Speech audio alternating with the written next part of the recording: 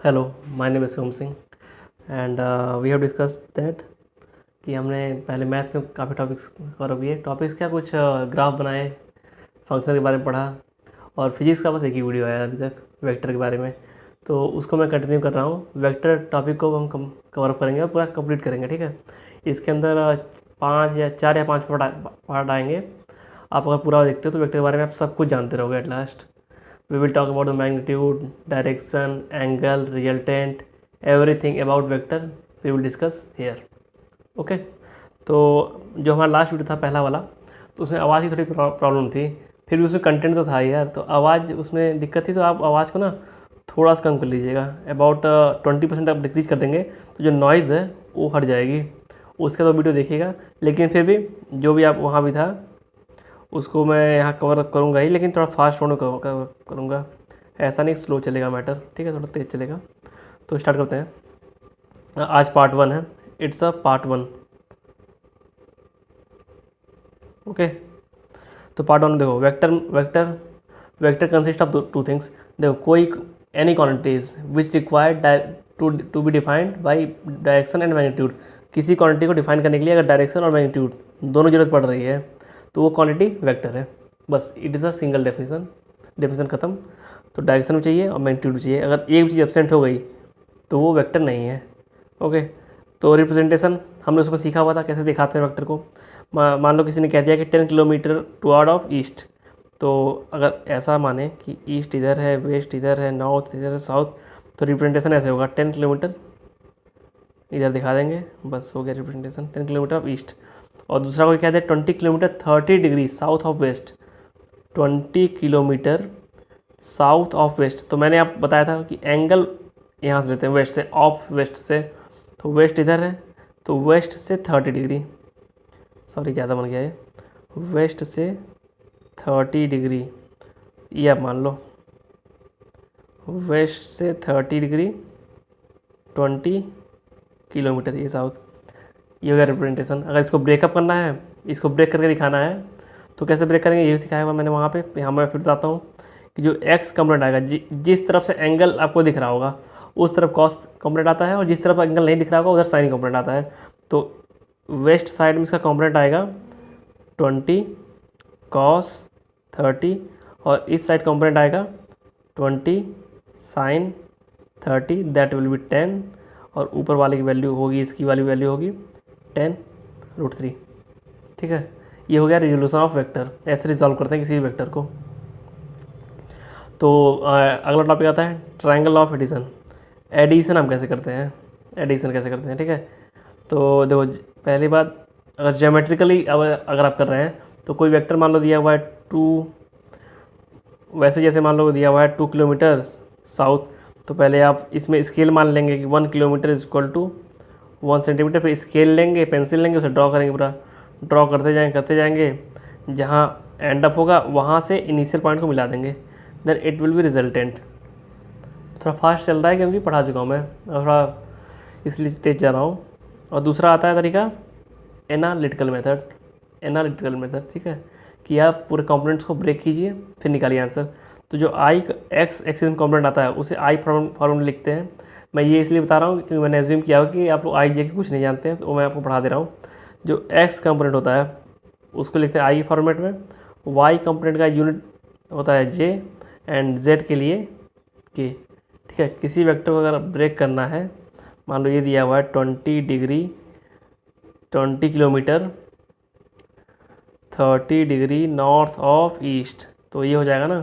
तो इसको अगर आपको ब्रेक करना है तो 20 कॉस 30, देखो एंगल जहाँ से दिख रहा है वहाँ कॉस, एंगल जहाँ नहीं दिख रहा है वहाँ साइन, 20 साइन। इसके दो कंपोनेंट आएंगे। अगर हमने ये दोनों चीज़ें लिख दिया ना तो ये ख़त्म हो जाएगा, इसको हमने ब्रेक कर दिया। इसको हम ऐसे भी लिख सकते हैं, बस हम लिख देंगे अब जो हमारा वेक्टर को लिख देंगे, ये क्या हो जाएगा, ये हो जाएगा आपका 10, ये हो जाएगा आपका 10√3। इसका मतलब 10√3, एक्स कंपोनेंट में 10√3 है, तो 10√3 आई प्लस ये कंपोनेंट वाई में है तो 10 जे, मैंने बताया था ना, वाई एक्सिस में जे लिखेंगे, एक्स एक्सिस में आई लिखेंगे, तो यहाँ आई लिख देंगे, यहाँ जे लिख देंगे। इसको हम ऐसे भी लिख सकते हैं, ठीक है, समझ गया ना। अगर आ गया question 10 kilometre 10√2 kilometre north of west, अगर नॉर्थ वेस्ट आ गया, एंगल नहीं मेंशन है, 2 डायरेक्शन दी हुई है और एंगल मेंशन नहीं है, दोनों के बीच में से ले जाएंगे, ठीक है। तो नॉर्थ इधर है, वेस्ट इधर है, तो इसके बीच में से जाएगा ऐसे। ओके, 10√2, तो इसको ब्रेक करिए। यहाँ 45 आएगा क्योंकि बीच से जा रहा तो 45 में बढ़ जाएगा ना। तो इधर जिधर एंगल दिया है उधर कॉस आएगा, तो 10√2 cos 45, और इधर आ जाएगा आपका 10√2 sin 45, it will be equal to 10, it also equal to 10। तो आप 10√2 को इसको आप लिख सकते हो इस फॉर्मेट में।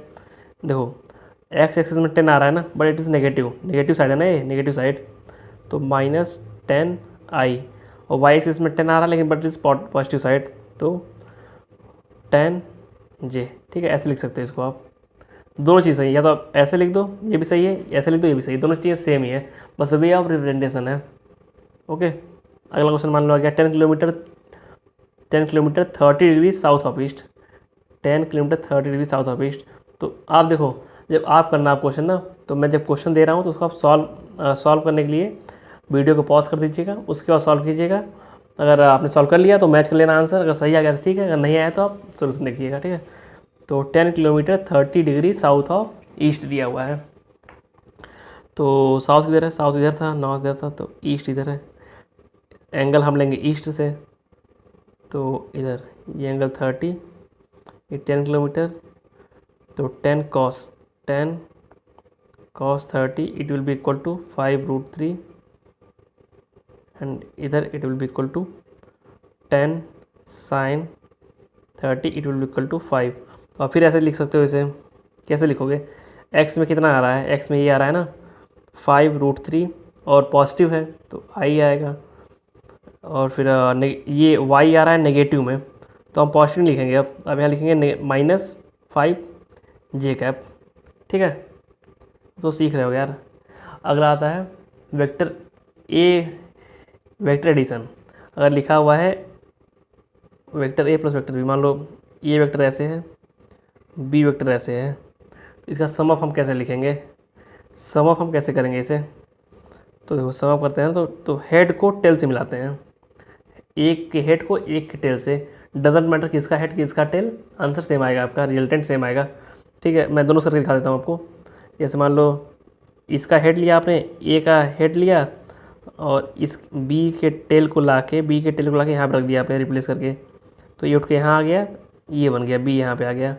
अब मिला दीजिए, ये आपका रिजल्टेंट आ जाएगा, ये जो लाइन है। ओके, और अगर आप ये करना चाहते हैं कि ए के टेल को बी पे रख दें जाके, तो वो भी कोई दिक्कत नहीं है, वो भी मैं करके दिखाता हूँ, देखो पहले हमने क्या किया था, ए ऐसे लिया था, बी ऐसे हमारा था, तो ए के हेड पे टेल, बी के टेल को रख दिया, तो रिजल्टेंट हमारा ये आया था। अब क्या मैंने कहा, ये हमारा बी ऐसे है, बी ऐसे है, ए ऐसे है, तो अब ए के टेल को बी आगे रख दीजिए, again answer will be same, resultant.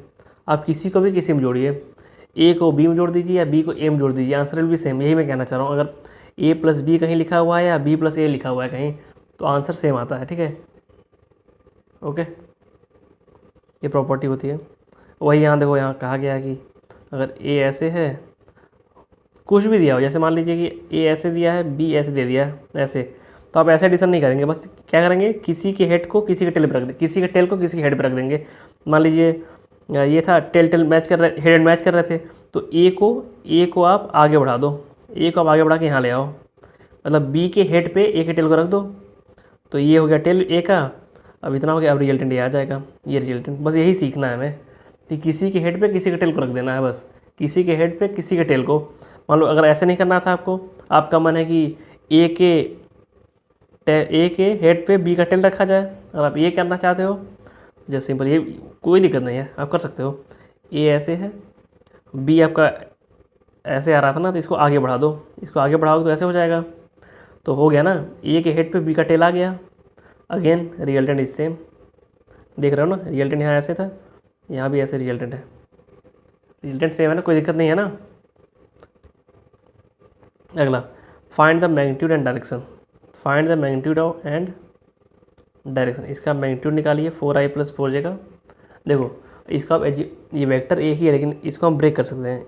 इसको अलग वेक्टर मान लो, इसको अलग वेक्टर आप मान लो। ठीक है, तो कैसे दिखाओगे? 4i ऐसे बना लो कार्टेशियन कोऑर्डिनेट। 4i कैसे दिखाओगे? नेगेटिव में 4i है तो आपका आएगा इधर, ये आएगा 4i।